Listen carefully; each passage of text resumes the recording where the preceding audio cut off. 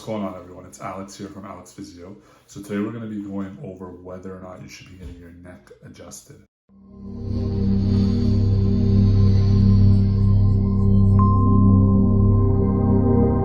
Welcome. For those of you who are new to my channel, my name is Alexander Kravich. I'm a physiotherapist in Vancouver, British Columbia.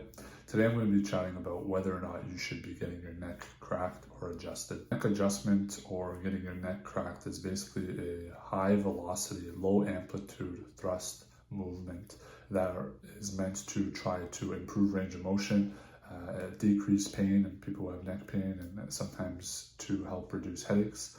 The premise is thought to revolve around applying a distraction force around the joints, and that quick movement in terms of the thrust is meant to trigger a bunch of different neurological and physiological events that are meant to help improve your symptoms. And there's lots of theories with regards to how the premise works.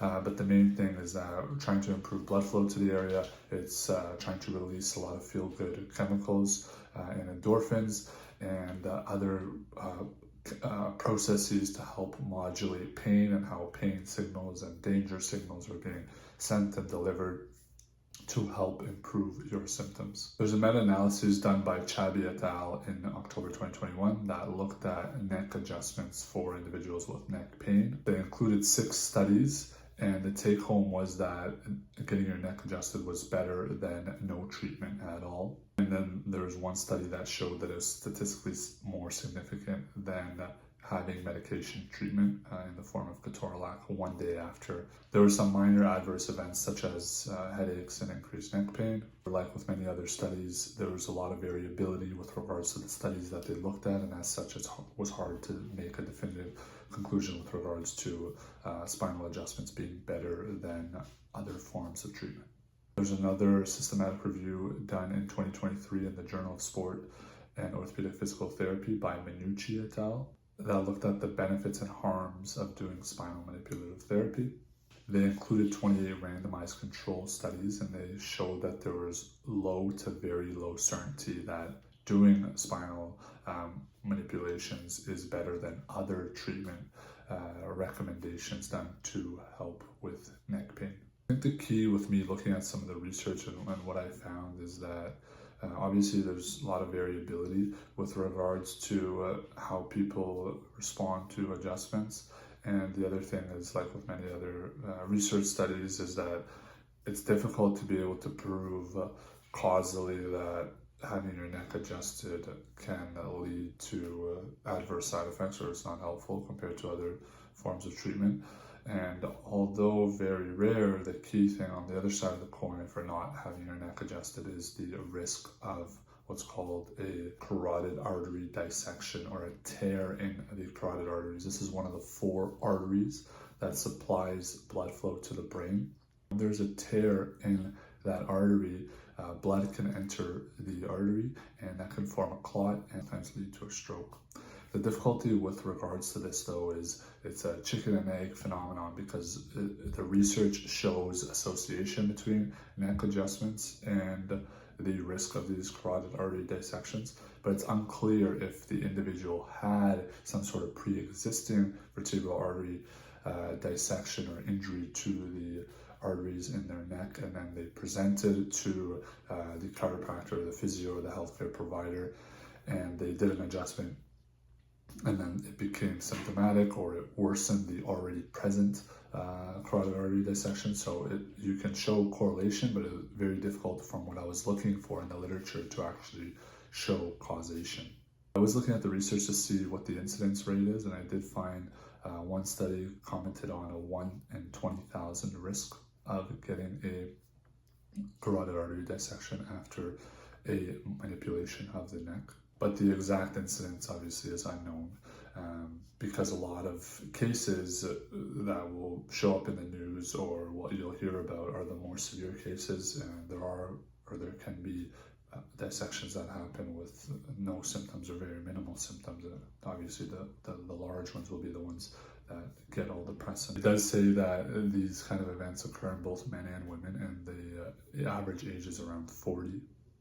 It's more common in individuals who have connective tissue disorders such as Ehlers-Danlos syndrome or Marfan syndrome, and also can happen in individuals who not only have chiropractic or cervical manipulations, but also individuals who are participating in roller coasters, who have been in motor vehicle collisions, even prolonged looking up, like if you're painting a ceiling, coughing, falling. As such, the American Heart Association says that healthcare providers should be telling patients that there is an association between the risk of a carotid artery dissection and having a cervical manipulation performed before you do the manipulation, so that individuals can make the informed decision on whether or not they should be going through with having their necks cracked. And also, an aside, healthcare providers should also be saying what some of the alternatives to treatment are other than getting your neck cracked, because there's no research that supports a superiority between having your neck adjusted versus other forms of treatment to help individuals with neck pain and with headaches. The difficulty, obviously, with the research as it pertains to the risk benefits of having your neck adjusted is that it's very difficult to quantify and to characterize, because as I mentioned before, some people can have very little to mild symptoms with injuries to the blood vessels in their neck. In addition, only the most severe cases will seek medical attention, and we don't know when people do enter the clinic whether or not they already have some sort of pre-existing injury to some of those blood vessels that preceded the adjustment of their neck. The other thing that's important to be mindful of, and something that obviously is sometimes not included as part of an assessment, is making sure that you clear any form of contraindication, so reasons why somebody shouldn't have a neck adjustment done. So some of these contraindications include things such as acute whiplash, fractures of the vertebrae in your neck, obviously a patient refusing to have their neck adjusted. If you've had a recent neck surgery, if you have something called Chiari malformation, where part of the brainstem protrudes downwards into the spinal canal, if you have any tumor, cancer, or any malignancy, or any form of osteoporosis, which is the result of decreased bone mineral density. In addition to if you have any vascular symptoms, so we call it the 5 Ds and the 3 Ns, so dizziness, double vision, difficulty swallowing or dysphagia, difficulty speaking, dysarthria, or something called drop attacks. And then the 3 Ns, which are numbness, nystagmus of your eyes, and nausea.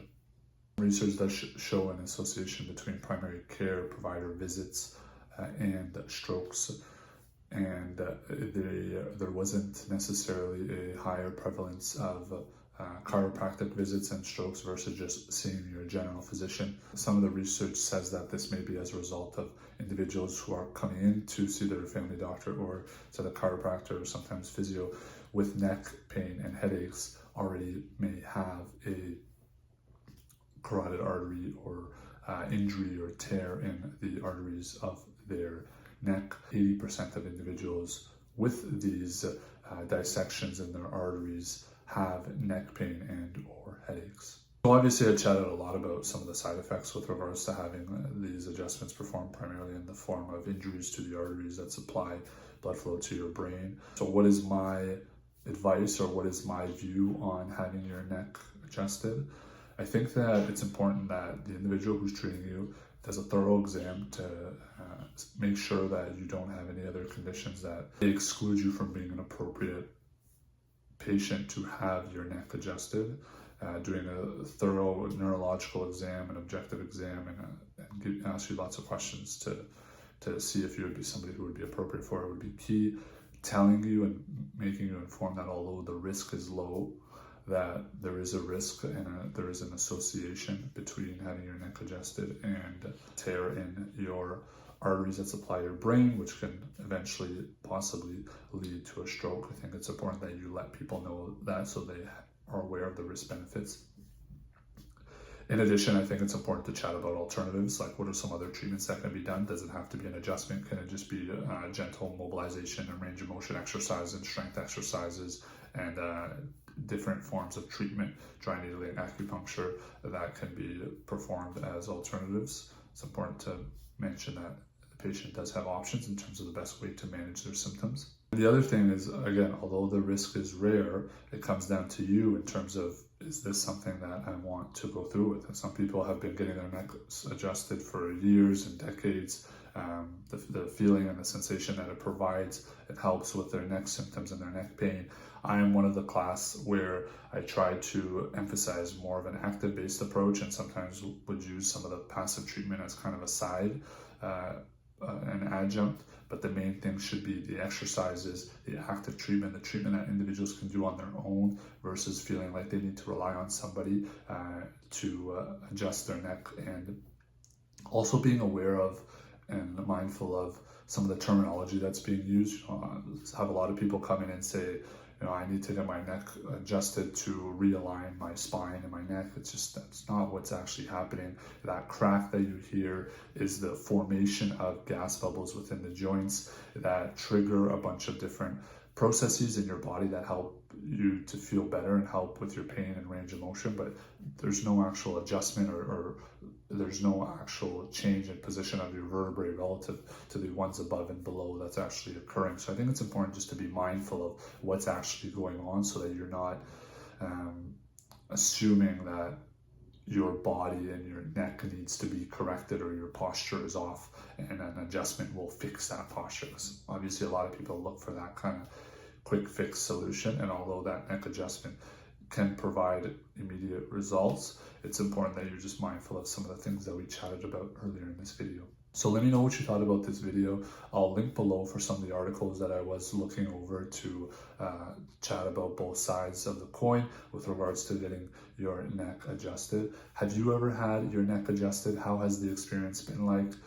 Do you have neck pain? What are some other treatments that work? If you haven't had your neck adjusted, let me know down in the comments below. If you find value in my videos, please consider checking out some of my other videos. I have almost 500 videos on various physio, exercise, and medical related topics. And if you still find value, please consider subscribing to my channel. It really allows my channel to grow and allows me to reach a wider audience. I'm fortunate to have been monetized just a few months ago. So thank you so much to all my subscribers and all the individuals who are watching these videos. It really helps and it means the world to me. And I love that you feel comfortable to be able to share your story and to tell me some of the things that you've been going through. And hopefully I've been providing some value. We're almost getting to 3,000 subscribers, which is obviously a huge milestone for me and considering where I started from. So I really appreciate the feedback, the comments, and the support that you all have been showing. Until then, we'll see you in the next video. Thanks for watching.